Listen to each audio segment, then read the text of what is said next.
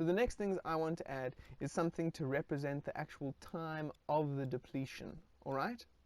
So for this section, we're going to just add a little bit of spice to the cooldown by having a representation of the time within the actual bar itself. Alrighty. So let me get to this.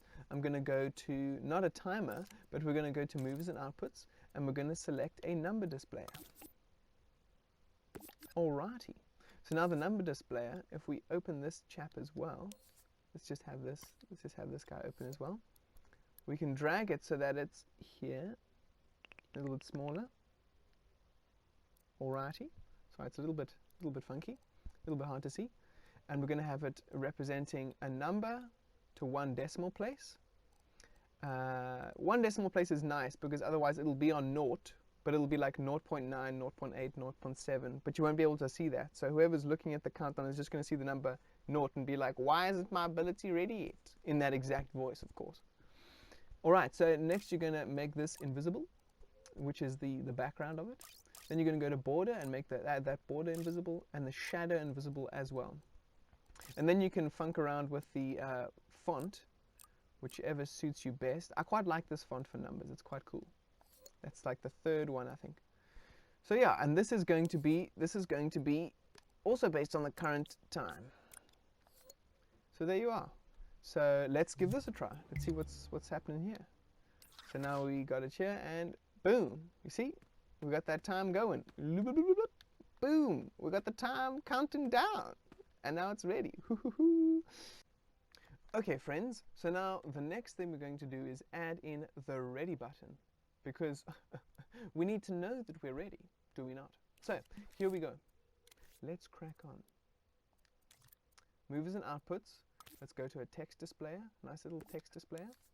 We're going to go there, and in this one, we're going to write ready, just so that our player knows that their ability is now raring to go. So we can open that. The next thing we're going to do is open this.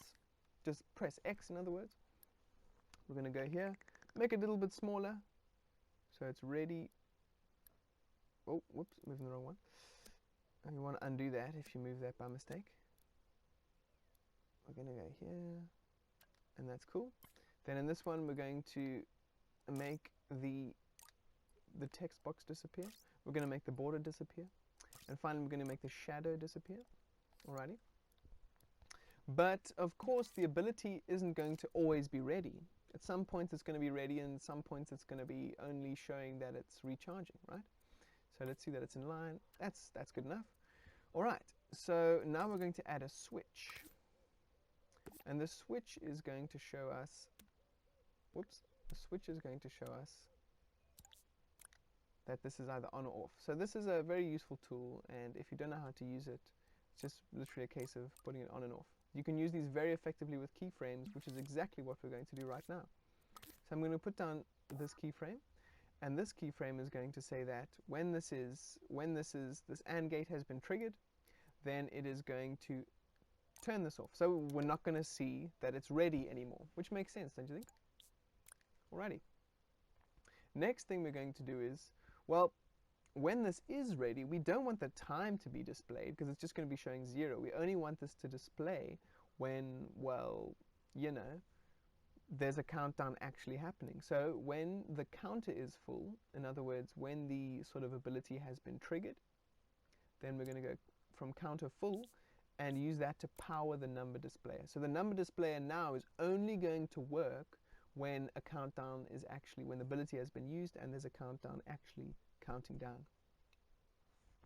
But finally, the last thing we're going to do is to add another keyframe, and we're just going to leave it for now. We're just going to go stop recording. Then we're going to go into our game. We're going to go in and use our ability. You see, we've got the word ready there. That's not lekker. So we edit here. I've actually made a little mistake there, and the mistake is on this first keyframe. I need to go keep changes. And now on the second keyframe, where it's, we'll have to try again. Okay, let me just rewind. Alrighty. So now ready has disappeared. We're going to go pause, edit mode, And we see that this is switched off. This keyframe is going to turn it back on. So let's go edit keyframe. Always remember to go edit keyframe or you'll really start messing with things. And then stop recording. And what's going to trigger this? In other words, when is the ready text display going to come back on? Well, when the timer is complete, don't you think? So there we go, timer finished. Oh, my battery's low. We're going to go when the timer is finished. We're going to keep changes. Ready is going to come back on. So let's go for it. Whoops. Edit mode. Let's restart. Okay, so we're ready. We're counting down, and we are ready again. Alrighty, friends, that is it from me. Whew, that was a hectic one.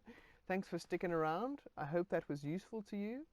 It took me, wow, a whole bunch of tries and a whole bunch of banging my head against the wall and just trying it over and over again and being like, why isn't it working? But finally, I got it to work, and hopefully you guys got it to work too. If not, throw me some questions and maybe I'll see if I can help you. Alrighty, thanks, friends. I'll catch you on the flip-flop. Woo!